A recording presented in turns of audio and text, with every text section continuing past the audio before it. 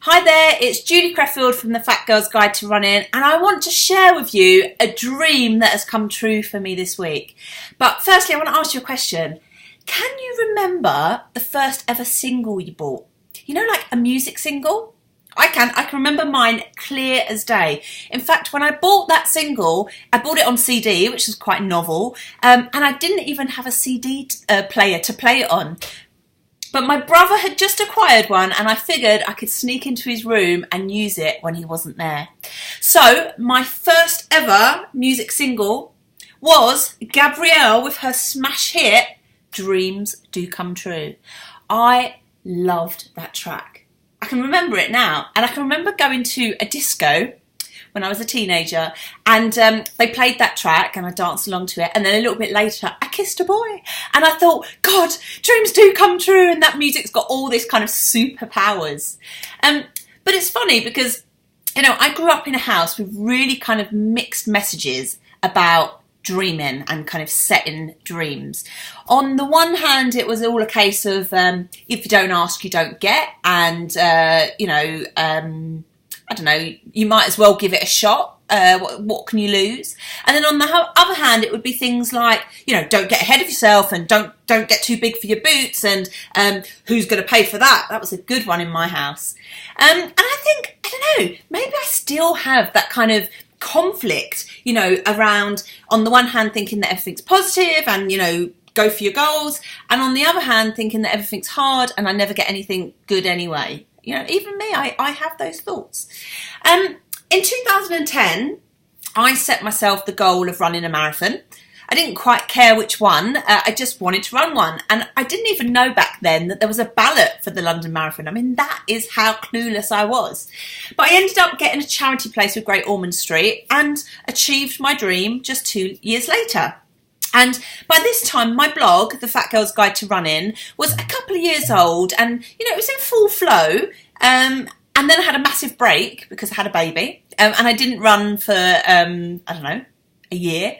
And I wrote, I don't know how it happened, but I found myself writing a blog called My Bucket List of Marathons. Like I somehow believed that there would be more, which was odd because I hadn't run for 12 months and had a small child to look after and hadn't even put my shoes on, you know, my running shoes on for at least a year. But on that list were my favourite marathons, the marathons that I just would love to do at some point, and marathons that I thought that other people might like doing. So, of course, London was on there, but I'd already done London. And then there was Brighton, there was Loch Ness, there was the Athens Classic Marathon, where the birthplace of the marathon kind of was born, Marathon de Medoc, for the wine, obviously, Mount Everest Marathon, because who doesn't want to go to Mount Everest, the New York Marathon, the San Francisco Marathon, and then finally the Great Wall of China Marathon. Now, remember at the time I was unemployed and pretty much a non-runner, and I didn't know if I would ever get back into the sport. But a girl can dream, right? And it's not like I had to put any pressure on myself to tick these off. It was just kind of a list. It was just a list saying, look, if anyone out there is listening and you want to send me on an all expenses trip to one of these runs, here I am. And funnily enough, you know, this was at a time when I didn't even know that bloggers could do that. That, you know, these kind of opportunities do sometimes happen. So, a few months after writing that blog, I did sign up for the Brighton Marathon. It wasn't planned, but an advert came up, probably on Facebook, that was from a charity looking for runners, and it was the charity that I kind of believed in their goals. So I ended up running the Brighton Marathon. But the thing is, I don't think I ever looked back at that list again because, you know, I knew what my bucket list races were. They were in my head. I always thought that they would be good to do if I could, but, you know, I didn't put a lot of pressure on myself. And so, yeah, I didn't look at that list, didn't need to, until that was yesterday. Because yesterday morning, I got an email saying that I had got a place, wait for this, in the New York Marathon! Which, like, seriously, I cannot believe that I'm saying this, because the New York Marathon is like, I don't know, it is the bucket list race for me. And I don't know why. I don't have, relatives or any kind of connection to New York, but it is literally the one race that if I couldn't do any other races afterwards, I would, I'd be happy with, that being my lot. So yeah, the New York City Marathon. Imagine that. Now, I don't know how it happened other than I entered the ballot. And I kind of entered the ballot out of habit. And just kind of, generally thinking it would be quite a fun thing to do. And somehow the universe has conspired to help me on this occasion. And, it doesn't always work like this. But I am a firm believer that if you give the universe something to work with and that you have faith and are willing to be open to the opportunities that come in your direction, then yes, your dreams can come true. Now, I know that there'll be a lot of negative Nellies out there going, it's all right for you, you're a fitness blogger, you do this kind of stuff all the time, or I could never afford that, or who would look after the kids? Like, I get it, I get all of that negative stuff, and yeah, I can kind of see where you're going with it. But the thing is, yes, I am a fitness blogger, and yes, I have done a few trips like this before, but I'm doing this as a punter. There's no media thing, there's no sponsor, and, I am also a little bit nervous about how I'm going to do it. So I haven't yet asked my sister if she'll have my daughter Rose, so Jenny, if you're listening.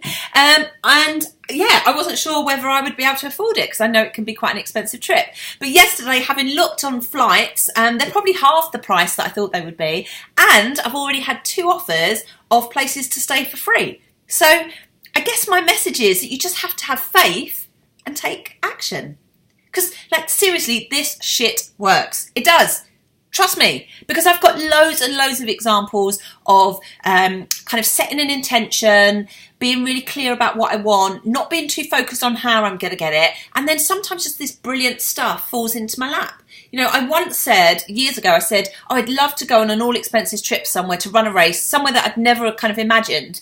And the following day, I kid you not, I got a phone call from the Geneva Half Marathon asking me if I'd like to come on a trip. And I just love that story, and I love showing other women how this stuff works, because it does. It works. It's called, the law of attraction, or the power of the universe, or luck, or manifesting, or good juju. Well, that's what my friends would call it, good juju. Seriously, call it what you like, but, once you know the secret, and yes, that is a book and a film, you will start to believe that anything is possible. And if you don't believe me, I've got something that will show you exactly why that is. Now, many of you will know that over the past 18 months, I have been starting to offer life coaching alongside the running programs that I deliver. And these programs are for women that want to work with me, but just on things that are not necessarily to do with running. Last spring, I ran a program called, what was it called? Setting and Achieving Big Fat Stupid Goals. And this year, it's kind of morphed into a program called Living a Bigger Life. Now, the next cohort of Living a Bigger Life isn't until May, but what I've done is I've developed a self-study course where you can get stuck in right now and then join us at a much discounted rate in May or later on in the year if you so wish. Now, the course costs just £149 and it lasts for 10 weeks. And you get lovely emails and videos and workbooks and downloadable goodies and support from me. But I guess the questions you need to ask yourself, and there are a few questions here, is, am I doing anything to make my dreams come true? Do I even have dreams? Have I given up on the idea of dreams? Do I feel worthy of getting what I want? God, that's a big one, isn't it? Do I feel worthy? Do I believe that this stuff actually works? And can I help you with any of that? You have to take action, because that, my dear, is how this all works. So check out the link. Ask me any questions. Drop me a line to julie@twofat2run.co.uk if you have any questions. And yeah, I am about to go and to get my plan in order for the New York City Marathon. Have a great weekend, and I will catch up with you all soon. Okay, bye.